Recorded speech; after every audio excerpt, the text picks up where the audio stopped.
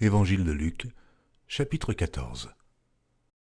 Jésus étant entré un jour de Shabbat dans la maison de l'un des chefs des pharisiens pour prendre un repas, les pharisiens l'observaient.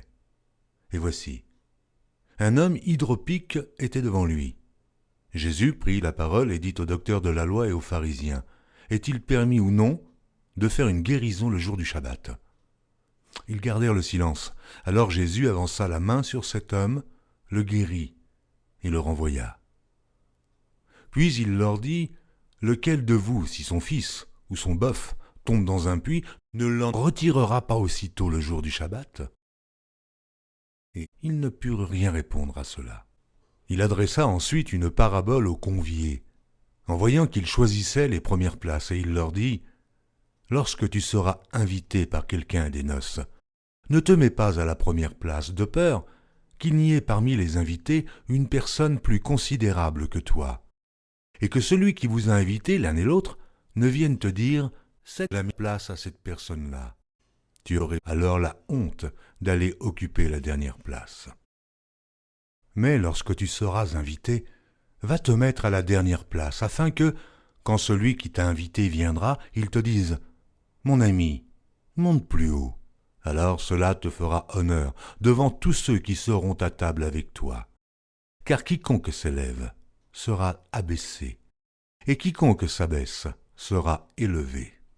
Il dit aussi à celui qui l'avait invité, « Lorsque tu donnes à dîner ou à souper, n'invite pas tes amis, ni tes frères, ni tes parents, ni des voisins riches, de peur qu'ils ne t'invitent à leur tour et qu'on ne te rende la pareille. Mais lorsque tu donnes un festin, invite des pauvres, des estropiés, des boiteuses et d'aveugles, et tu seras heureux de ce qu'ils ne peuvent pas te rendre la pareille, car elle te sera rendue à la résurrection des justes. » Un de ceux qui étaient à table, après avoir entendu ces paroles, dit à Jésus, « Heureux celui qui prendra son repas dans le royaume de Dieu. » Et Jésus lui répondit, « Un homme donna un grand souper, et il invita beaucoup de gens. À l'heure du souper, il envoya son serviteur dire aux conviés, « Venez, car tout est déjà prêt. » Mais tous unanimement se mirent à s'excuser. Le premier lui dit, « J'ai acheté un champ et je suis obligé d'aller le voir. Excuse-moi, je te prie. » Un autre dit, « J'ai acheté 5 paires de bœufs et je vais les essayer. Excuse-moi, je te prie. » Un autre dit, « Je viens de me marier et c'est pourquoi je ne puis y aller. » Le serviteur de retour rapporta ces choses à son maître. Alors le maître de la maison, irrité, dit à son serviteur, « Va promptement dans les places et dans les rues de la ville, et amène ici les pauvres, les estropiés, les aveugles et les boiteux. » Le serviteur dit, « Maître, ce que tu as ordonné a été fait, et il y a encore de la place. » Et le maître dit au serviteur, « Va dans les chemins et le long des haies, et ceux que tu trouveras, contrains-les d'entrer, afin que ma maison soit remplie. Car je vous le dis, aucun de ces hommes qui avaient été invités ne goûtera de mon souper. » De grandes foules faisaient route avec Jésus. Il se retourna et leur dit, « Si quelqu'un vient à moi, et s'il ne hait pas son père, sa mère, sa femme, ses enfants, ses frères et ses sœurs, et même à sa propre vie, il ne peut être mon disciple. Et quiconque ne porte pas sa croix et ne me suit pas, ne peut être mon disciple.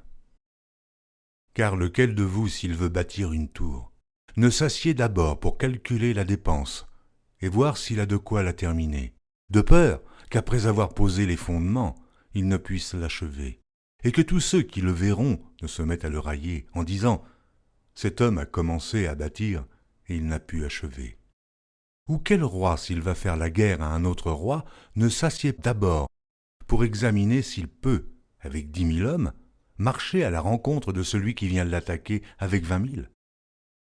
S'il ne le peut, tandis que cet autre roi est encore loin, il lui envoie une ambassade pour demander la paix. Ainsi donc, quiconque d'entre vous ne renonce pas à tout ce qu'il possède ne peut être mon disciple.